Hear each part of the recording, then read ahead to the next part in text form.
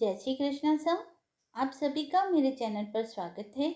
आइए जानते हैं भूम प्रदोष का महत्व व उसकी व्रत कथा। प्रदोष व्रत हर महीने की शुक्ल व कृष्ण पक्ष की त्रयोदशी तिथि को आता है। माह के शुक्ल और कृष्ण पक्ष की त्रयोदशी तिथि को ही प्रदोष तिथि कहा जाता है। वह उसी दिन प्रदोष का व्रत रखा जाता है। प्रदोष का व्रत जब मंगलवार के दिन आता है तो उसे भौम प्रदोष कहा जाता है। सूर्य अस्त से 45 मिनट पूर्व व 45 मिनट पश्चात के काल को प्रदोष काल कहा जाता है। प्रदोष व्रत शिव जी की आराधना से संबंधित है। अश्विन माह का आखिरी प्रदोष व्रत 15 अक्टूबर मंगलवार को रखा जाएगा। भौम प्रदोष व्रत के दिन हनुमान जी और शिव जी की पूजा की जाती है और मान्यता है कि भौम प्रदोष व्रत करने से मांगलिक दोष दूर होता है। पंचांग के अनुसार शुक्ल पक्ष की त्रयोदशी तिथि की शुरुआत 15 अक्टूबर 2024 सुबह 3:42 पर होगी और इसका समापन अगले दिन 16 अक्टूबर को 12:15 पर होगा। प्रदोष काल में पूजा का मुहूर्त।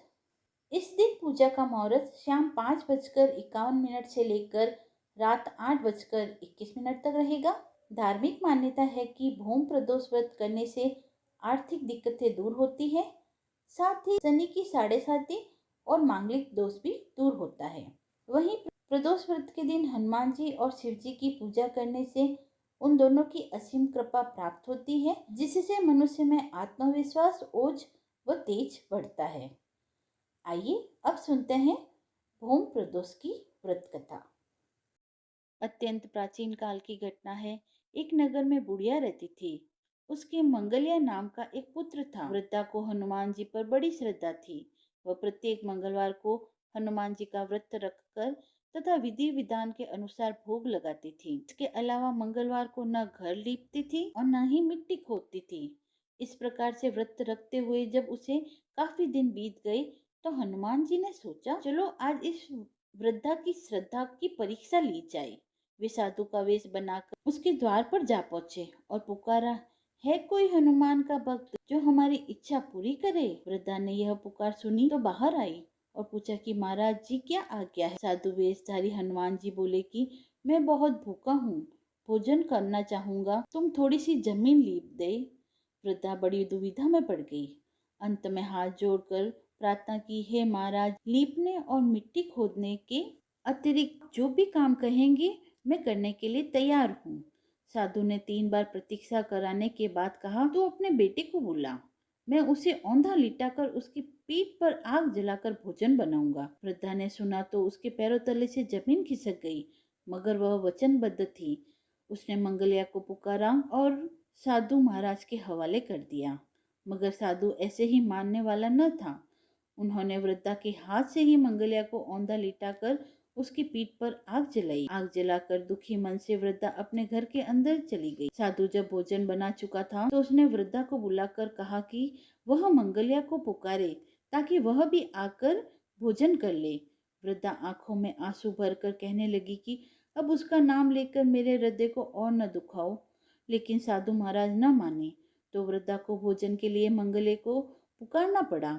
पुकारने की देर थी कि मंगलिया बाहर से हंसता हुआ घर में दौड़ा आया। मंगलिया को जीता जागता देखकर वृद्धा को सुखद आश्चर्य हुआ।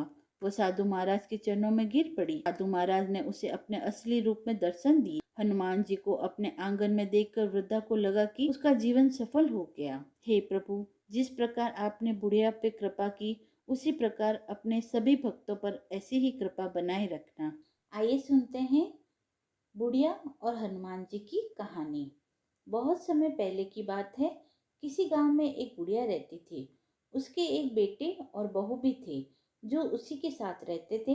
एक बार जब कार्तिक का महीना आया तो बुढ़िया ने अपने बेटे से कहा कि वह कार्तिक स्नान के लिए जाएगी और 1 महीना वही रहेगी। यह सुन उसके बेटे ने अपनी पत्नी से कहा कि माँ के लिए 30 लड्डू बनाकर दे दो ताकि वह पूजा पाठ कर खा लिया करेगी। बहू ने गुस्से में आकर 30 लड्डू बनाकर दे दिए।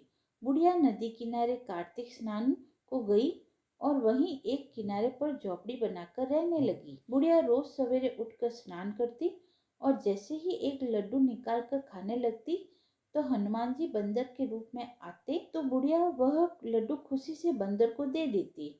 बुढ़िया को बंदर को लड्डू खिलाने में बहुत खुशी मिलती थी। हनुमान जी बुढ़िया से बहुत खुश थे। इस तरह से कार्तिक का पूरा महीना बीत गया और सभी 30 लड्डू हनुमान जी बंदर के रूप में खा गए। जब कार्तिक का महीना समाप्त हो गया और बुढ़िया वापस जाने को तैयार हुई तो हनुमान जी प्रकट हो गए। उन्होंने बुढ़िया की उस झोपड़ी की जगह एक आलीशान महल बना दिया। बुढ़िया का पूरा महल धन दौलत से भर गया।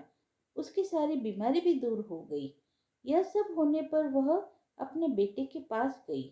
बुढ़िया को इतना धनी देखकर उसकी बहू ने मन में सोचा कि अगले कार्तिक मास में अपनी माँ को कार्तिक स्नान के लिए जरूर भेजेगी। और अगले कार्तिक आने पर उसने अपनी माँ को कार्तिक स्नान के लिए कहा। उसने बहुत प्यार से उसे 30 लड्डू, घी व बहुत सा मेवा डालकर अपनी माँ के लिए बना कर दिए। माँ कार्तिक स्नान के लिए गई और जैसे ही सुबह सवेरे नाक कर लड्डू खाने लगती तो हनुमान जी बंदर का रूप धारण कर उसके सामने बैठ जाते तो वह पत्थर मारकर उन्हें भगा देती और कहती कि इससे मेरा पेट भी नहीं भरा तो तुम्हें कैसे दूं। उसका रोज का यही क्रम 30 दिन तक चलता रहा। जब कार्तिक का महीना समाप्त हुआ तो हनुमान जी फिर से प्रकट हुए और उन्होंने बहू की माँ की झोपड़ी को कूड़े में बदल दिया और उसकी माँ को डुक्कर बना दिया। इधर कार्तिक का महीना समाप्त होने पर बुढ़िया की बहू ने अपने पति से कहा कि कार्तिक का महीना समाप्त हो गया है, आप मेरी माँ को गाजे बाजे के साथ ले आओ। लड़का जब अपनी सास को लेने गया तो वह देखता है कि कुटिया की जगह कूड़े का ढेर लगा है और उस पर उसकी सास डुक्कर बनकर बैठी है। लड़के को देखकर हनुमान जी प्रकट होकर बोले, बेटा तुम्हारी माँ ने सच्चे दिल से कार्तिक का स्नान किया था, इसी कारण तुम्हारी माँ पर कार्तिक देव प्रसन्न हुए थे। लेकिन तुम्हारी सास ने लालच और पापी मन से ही इस कार्तिक स्नान को किया है। उसने कार्तिक मास में अपनी बेटी के घर का अन्न खाया है, इसीलिए कार्तिक देवता इससे नाराज हो गए और इसे डुक्कर बना दिया है। कहानी समाप्त हुई। यदि आपको यह कहानी पसंद आई हो तो आप मेरे चैनल को लाइक करें, सब्सक्राइब करें। धन्यवाद।